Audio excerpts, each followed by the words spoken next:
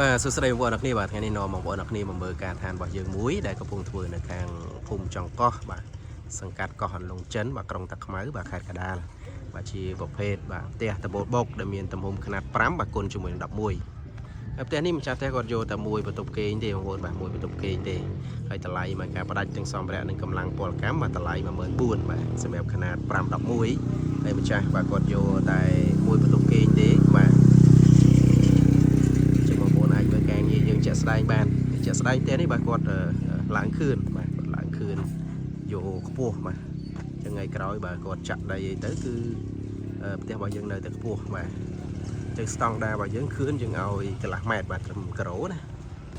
បាទចឹងខ្ញុំនាំបងប្អូនអរគ្នាបាទទៅមើលការងារផ្នែកខាងក្នុងបាទក្រុងឆ្អឹងរបស់យើងបន្តិចបាទយើងចាប់ផ្ដើមធ្វើការងារចាប់ជ្រីហ៎បាទហើយនឹងយើងចាប់ផ្ដើមបាញ់ស៊ីឡាយបាទយើងធ្វើពីដានដូចគ្នា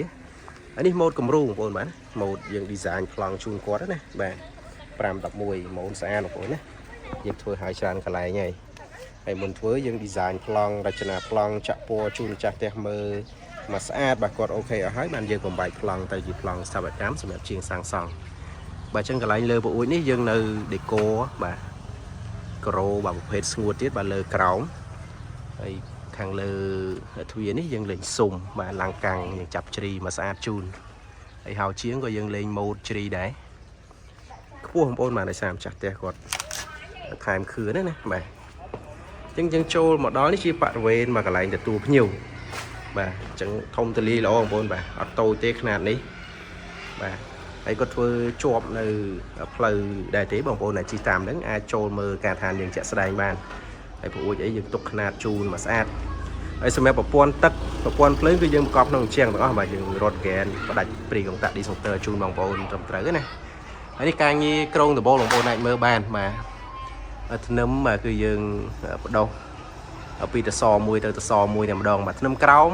ទំហំ20បាទគុណ25បាទធ្នឹមលើ20គុណ20ហើយសម្រាប់ជើងគោកយើងចាក់បាទឡើងតែម្ដងបាទយើងរត់ដែក500បាទតង48ដែលអាណៃ30បាទយើងបានយើងប្រក់សង្កសីហើយយើងចាប់ផ្ដើមបាញ់ឆ្អឹងស៊ីឡាយបងប្អូនអាចមើលការងារយើងចាក់ស្ដែងបានណាបាទនេះយើងមានប្អួយមួយទៀតបាទដើម្បីយកពលឺចេញចូលមកគ្រប់មកគ្រាន់បាទសម្រាប់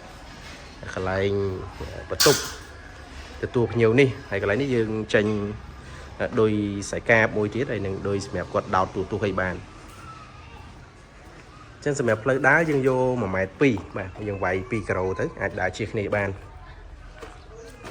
ហើយនេះជាបន្ទប់បាទទី1ហើយក៏មានមួយបន្ទប់នឹងដែរបងប្អូនណាបាទដោយសារម្ចាស់គាត់យកតែមួយបន្ទប់ទេគាត់យកធំបងប្អូនបាទយកធំជាងកន្លែងទទួលភ្ញៀវទៀតបាទគាត់យកតែមួយបន្ទប់ទេហើយយកធំតែម្ដងបាទដើម្បីគាត់ដាក់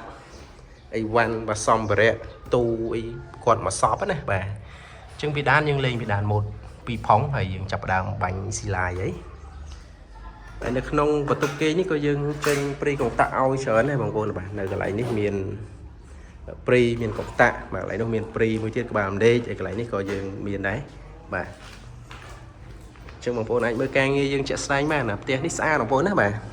បើសិនជាបងប្អូនមានលទ្ធភាពបងប្អូនអាចបាទយ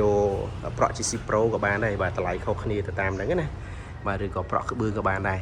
ហើយនេះជាបរិវេណបាទខាងក្រោយបាទគាត់ទុកលំហធំមែនទេបងប្អូនបាទអញ្ចឹងគាត់ទុកលំហបងប្អូនអាចមើលបានបាទធំជាងកន្លែងទទួលភ្ញៀវទៀតបាទ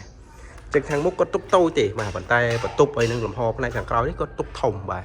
អញ្ចឹងទៅតាមម្ចាស់ឆ្លាញ់ជាងនេះខ្លួនបាទតែខណៈនេះយើងអាចរៀបពីបន្ទប់គេងមកកន្លែងទទួលភ្ញៀវផ្ទះបាយនិងបន្ទប់ទឹកមួយបានប៉ុន្តែតម្រូវការម្ចាស់ផ្ទះបាទផ្សេងគ្នាណាបាទអញ្ចឹងយើងរៀបចំទៅតាមហ្នឹងធំបងប្អូនណាធំអញ្ចឹងយើងរៀបចំដាក់តុទទួលទានអាហារអីផ្សេងបានបាទផ្ទះបាយគាត់នៅខាងក្រោយបាទគាត់លើកមកញ៉ាំបាយនៅក្នុងផ្ទះហើយយើងមានប្អួយបាទសងខាងបាទសម្រាប់យើងយកពលឺ